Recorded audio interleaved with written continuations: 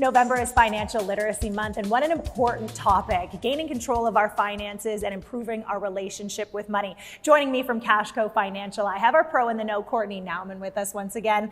And we're gonna just get right into it because money is a hot topic. We all have it, we all want more. But for those who are trying to regain control of their finances, what is some advice that you have?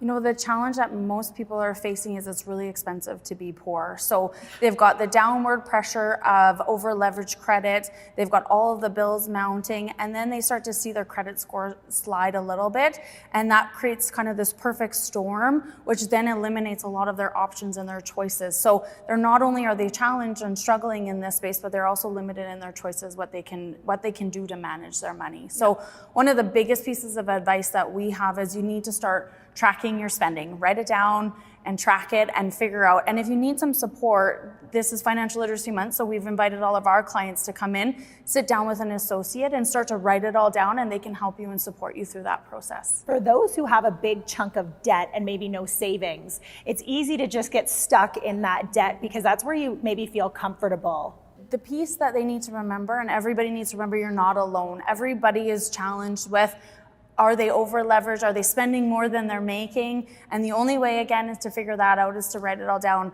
Where we're going to and where we set ourselves up is we go in, we open a bank account, and then we just carry on with managing our money. But we're forgetting, whereas, 10, 20, 30 years ago, we were taught, open a bank account, open a savings account. Yes. So you have a little bit of a safety net, whereas now you open a bank account, and if you fall short, then you go get credit. We need to break the cycle of that immediate gratification and get back to some of those savings principles. Yeah, and it's not that credit's bad, it's needed in some instances, but it's how you manage that credit. You don't want to fill your gaps, your financial shortfalls with credit if you don't have to. So if you write it all down and you still feel like you're in that situation, absolutely, but then also recognize what the impact is going to be to your finances because there's a cost to borrowing. What are some areas that you could look at within your realm of spending that you could maybe cut back on to have a bit more money in your account at the end of the day?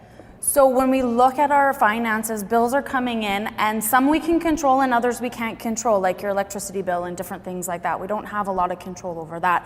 Where we do have control is over our transportation costs, our food costs, and our housing costs. So if you're looking at transportation, for example, and you're in a situation where maintaining a car is quite expensive, gas is quite expensive, perhaps you need to start looking at public transportation. If you're renting a 2-bedroom apartment, you only need a 1-bedroom apartment, maybe you need to cut back there. Eating out is quite expensive and costly, so maybe it's once a month instead of 3 times a month, and that's gonna just keep a little extra in your pocket, so when you do run into situations where you need a little bit more, you've got it. As you said, it's expensive to be poor, and we're certainly not in the 1% of the world. So a lot of people are struggling, and there's a lot of stresses that come along with that. Stress hugely impacts your health from depression and different things like that, as well as your relationships, and is one of the leading causes of divorce is issues over money. So having the understanding of what that's doing to you physically as well as emotionally is really, really important, and if you need support, you need to seek some support for that. Certainly, and you have to start somewhere to gain control. So thank you so much, Courtney. For any and all information on Cashco, you can find the link to them on our website, ctvedmonton.ca.